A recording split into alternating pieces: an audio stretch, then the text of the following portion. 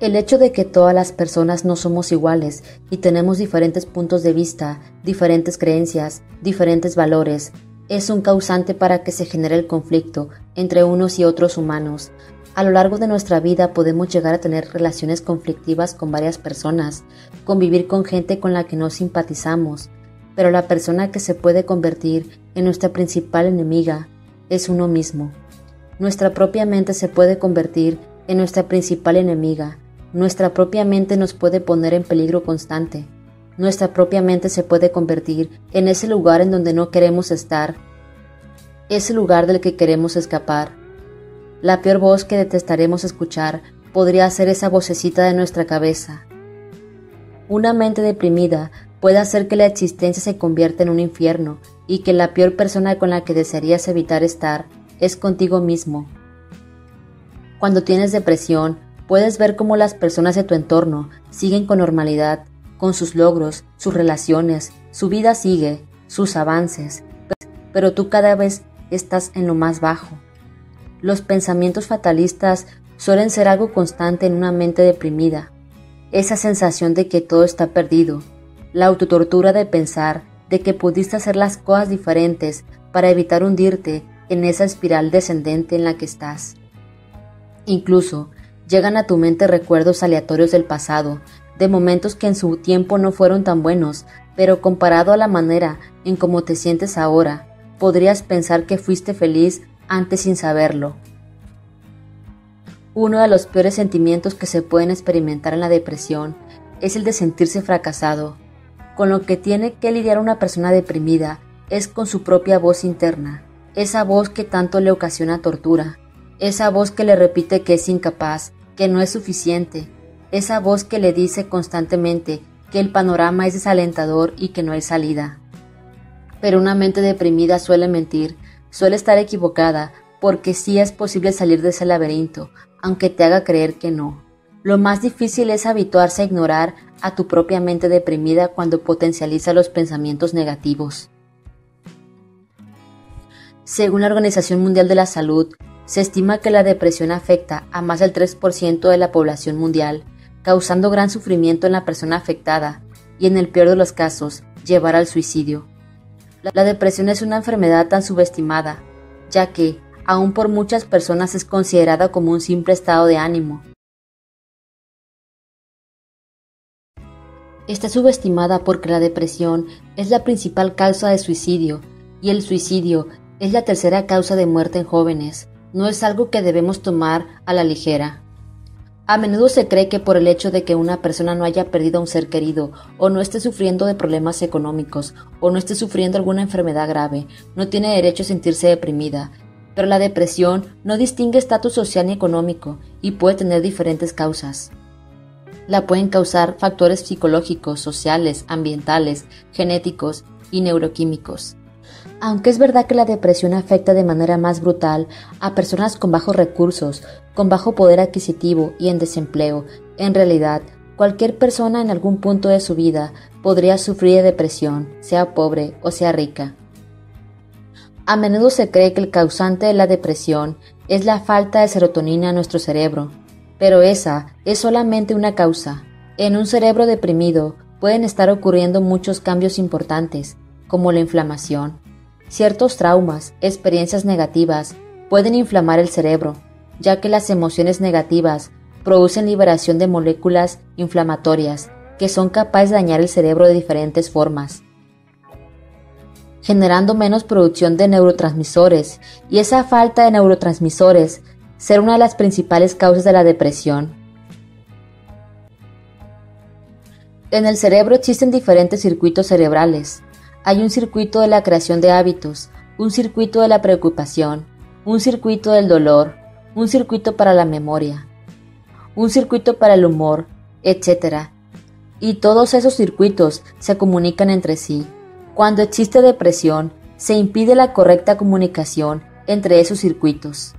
Todas las personas tenemos los mismos circuitos en el cerebro, padezcas o no padezcas depresión, pero el ajuste específico de cada circuito puede variar de persona a persona, es decir, dos personas pueden vivir las mismas experiencias, vivir en el mismo entorno, pero una de ellas podría deprimirse y la otra podría no deprimirse, ya que algunas personas son más propensas que otras a sufrir de depresión.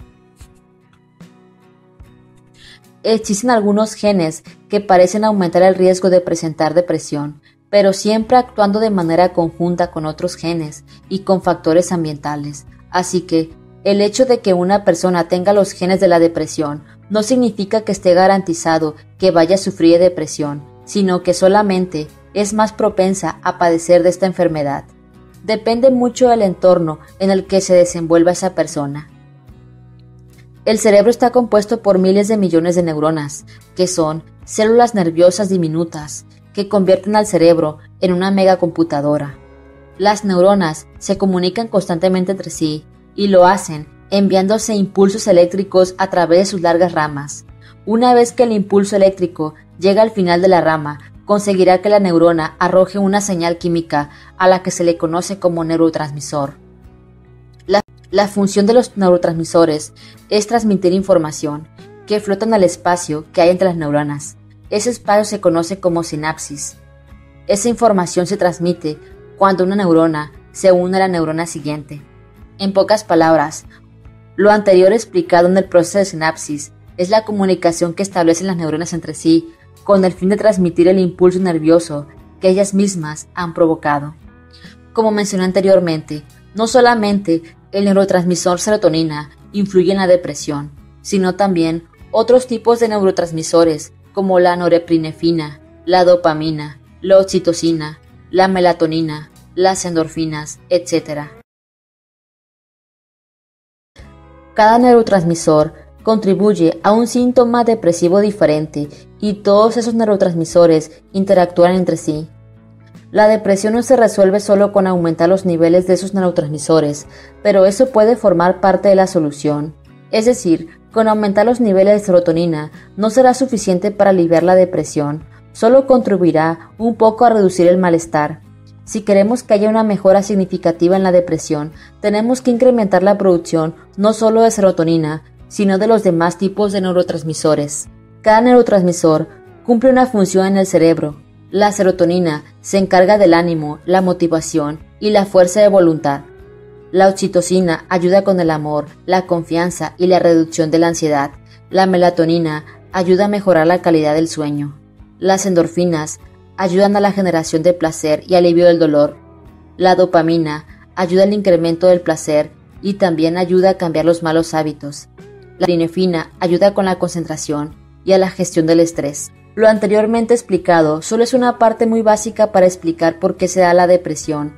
Hay muchos sistemas dentro del cerebro que están involucrados, como el sistema prefrontal y el sistema límbico, pero eso lo haré para un video aparte, más específico.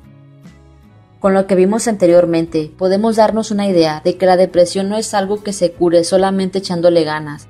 No quiero decir que echarle ganas no nos vaya a ayudar, pero no es suficiente con echarle ganas, así como tampoco en una persona con cualquier otro tipo de enfermedad. No será suficiente con echarle ganas para sanarse, tiene que pasar por un largo proceso de sanación para poder alcanzar mejoría. Cuando se habla de la depresión, se suele comparar con una espiral descendente, y esta espiral descendente puede ser provocada por nuestras propias malas decisiones y las circunstancias que vamos experimentando a lo largo de nuestra vida, que puede alterar nuestra actividad cerebral. En la mayoría de la gente, las experiencias negativas no le causarán depresión, pero en un cierto porcentaje habrá gente más susceptible a enfermar de depresión. Se suele creer que padecer de depresión es estar siempre o la mayoría del tiempo triste, pero la depresión no es solo eso. De hecho, las personas deprimidas no están tristes todo el tiempo, sino que frecuentemente sienten una especie de sensación de vacío, una especie de entumecimiento, que les genera impotencia, falta de esperanza, estrés, baja energía. La depresión les hace creer que todo es más difícil de lo que es y no son capaces de explicar qué les pasa. La depresión puede que no sea algo estable, pero sí recurrente. La depresión es que es algo que aún se ve como tabú. No es una enfermedad que puedas andar divulgando que padeces porque serás juzgado. Así que mucha gente suele vivir la depresión en silencio, ya que prefieren evitar el hecho de que les digan que son tonterías que se quitan con la actitud simplemente. Esta situación la ha empeorado el hecho de que haya una cierta cantidad de personas que romantizan el hecho de estar deprimido. Solo hay que poner la palabra depresión en las redes sociales como TikTok o Instagram y darse cuenta que hay un grupo de personas, por lo regular jóvenes, que hacen ver la depresión como algo que te hace ser interesante. La utilizan para llamar la atención a algunos. Esto complica el panorama de la depresión para aquellas personas que en verdad la padecen. Debido a ese tipo de hechos, un buen número de personas consideran que la depresión es simple moda que en los tiempos de antes no existía. Están muy equivocados.